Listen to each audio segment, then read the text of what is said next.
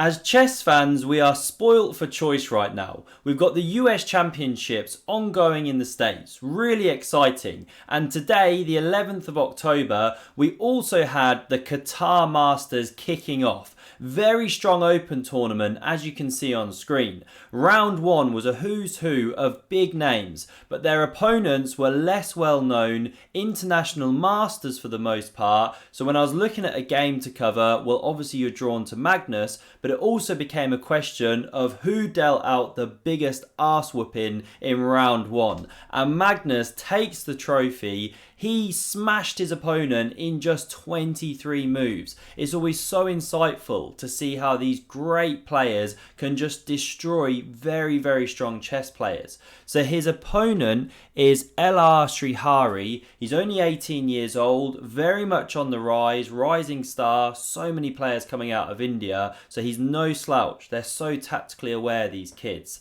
Now let's check out this game.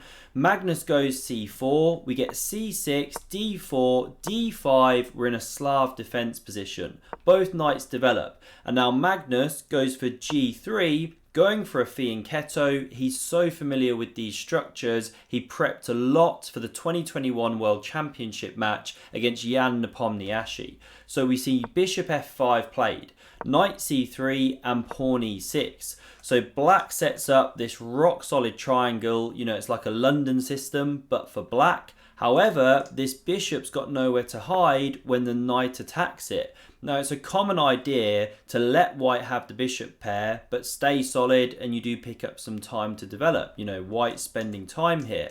Now, sometimes black goes bishop e4, provoking f3, whole different line. But here we see takes on c4, Magnus picks up the bishops, the pawn structure changes, and now he goes pawn e3, preparing to recoup that pawn on c4. Now it's a slightly ugly move to hem in this one, but watch how Magnus unravels.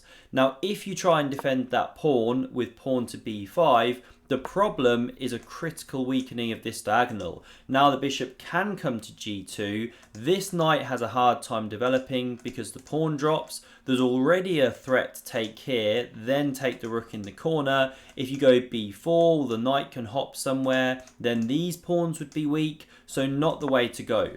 Black understands that and carries on developing. We see bishop takes on c4, castles, and now I love how Magnus just starts to generate some attack and ask some questions. He doesn't play the standard castles, he goes queen to f3. Look at this kind of light square strategy that he's now starting to set up. So the pawn on f5 attacked, g6 defends, and now h3 already shows that Magnus wants to start peeling things open on those light squares, using this pawn as a lever. So queen e7 now played, good move, reinforces the e4 square, you know, develops also a piece and prepares to connect to the rooks. And now Magnus castles, and we see an overreaction from black. And this is really the most instructive part of the game that we can all learn from. So if your opponent is preparing to potentially attack you on the flank with pawn g4, then your best course of action is to play in the center.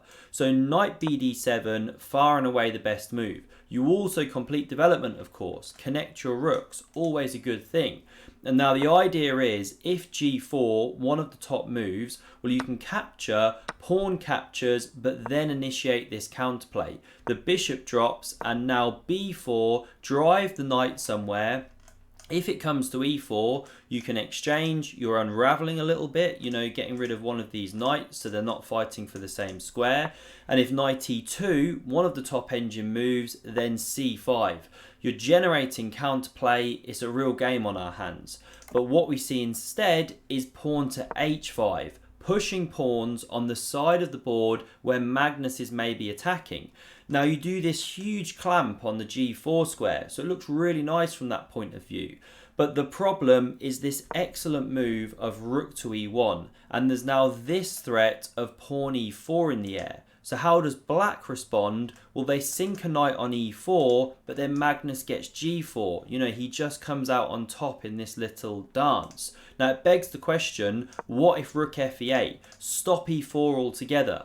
Well, guess what? You can actually still play that pawn break. This is awesome because after you get this liquidation, it looks impossible. You've just lost an entire rook, but white crashes through here with check. The king is way too drafty. Now these lines are really cool. So you bring in this bishop, the bishop pair killing it on the open board.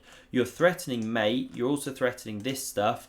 Bishop f8 no good, or queen g8 checkmate, you block the rook's defense of that square. So queen e7 best, but then white starts munching pawns and the attack just rages on basically. Knight d7 can develop. One of the big problems you've got is bringing the queen to the defense, or else the bishop drops here. And if black retreats that bishop, bishop d2 is now good, threatening this with the check. Queen blocks, then come back, pick up the bishop. So if you save the bishop, well, now there's this bishop d3 move. Another amazing move to stop the queen coming here. It can come here, but then the pawn drops with check. King g8, and now check from c4. This is just one sample line. Devastating attack. So no good to try and stop e4. That's why the knight plants itself on that square, but it's just relinquished control of g4, bang, Magnus pounces. We get this exchange, pawn recaptures, and now you want to take here, but then your knight drops. This is the problem.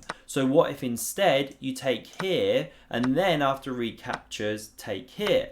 Well, now the problem is the attack rages on. You're threatening to take g6, the f7 pawn's pinned, king g7, very natural, but then e4, and Magnus has got this raging attack, huge centre, bishop pair, they're streaming into the game. White's not even had to sacrifice material for this huge attack. It's about +4.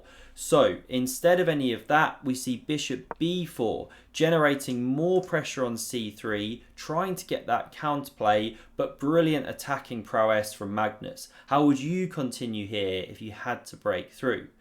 And the way to go, do pause, sorry if that wasn't a long enough pause, do pause if you want to look at how you'd play, but is pawn takes on f5. You ignore this pressure on c3 and continue attacking. Now just to show you this one, if pawn recaptures, well obviously it looks horrible opening the king. You can get the queens off, but once again the problem is that white is a pawn up this time and still got the bishop pair and the initiative. You know, these ones could get rumbling one day, maybe king here first, stop the knight fork, but you get the idea, white's in the driving seat. So instead we see takes on c3, this pawn is ignored, Magnus takes back, the bishop takes, it forks both of these rooks. This looks horrible for white. You're going to lose an entire rook because you can't bring the bishop here or here. The queen's covering this square. What's Magnus's plan? Well, to continue the attack. Again, how would you play? What's the best way to continue? Do feel free to pause, have a think on this one.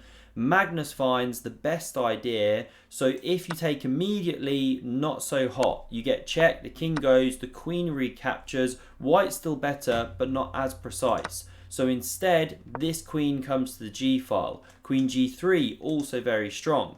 But you stop this black queen from checking. King g7 now played, protecting this pawn, coming away from the pin and the x-ray, but now e4 from Magnus, leaving the rooks hanging, but now opening this deadly dark squared sniper. It's got no opposing bishop, sorry it has, but not an opposing bishop in the right side of the board, and this is now getting deadly. We see bishop takes on a1, black takes the material, at least die with a full stomach, right?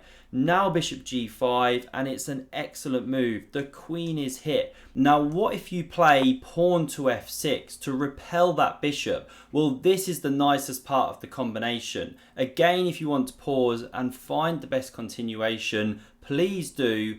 The way to play here is with bishop h6 check. What a move, because if the king captures, this is mate in one, therefore you have to retreat, king h8, very natural, and actually pawn takes is the best move here. Now just to show the threat, say you make a null move, pawn to a6, well now you can take that rook, queen recaptures, and this is leading to a forced checkmate. Or you interpose with the queen, you still lead to a checkmate. So coming back here, If instead of playing a6, you play the best defensive move, which is rook to g8, and you save the rook, well now the bishop takes on g8, king recaptures, and queen c8 check. The woeful development of black, never getting that one into the game, comes back to bite. You have to defend with the queen on one of these squares. Doesn't matter where, you get checkmated. So f6, no good. That's why queen b4 hits two pieces at once. But now f6 check, the king retreats, and Magnus just takes a time out to capture the bishop, jump away from this attack, but black is completely paralyzed. There is nothing you can do to avoid the threat of just getting smashed on the dark squares. Now in the game, we see knight d7. What if rook e8, preparing to go queen f8? Well, now still queen h4. Yes, the queen can come back, cover the invasion point, but now the quiet killer move, king to g2. The threat, rook h1. So after say knight d7, the rook develops. That's a threat of checkmate. Nothing to be done except give up the queen to stave off mate for just one more move, and then you still lead to a checkmate. So in the game, knight d7 tried, but queen h3 finished the game after 23 moves. Again, you can't avoid this mate, and if you give up the knight, well, bishop recaptures, you're still going to checkmate, nothing to be done. Absolute smashing by Magnus Carlsen. If you enjoyed this one, then do hit like, really helps me out. Consider subscribing to never miss a future video, and see another epic game of chess, check out the video on screen. Thanks very much for watching, and see you soon.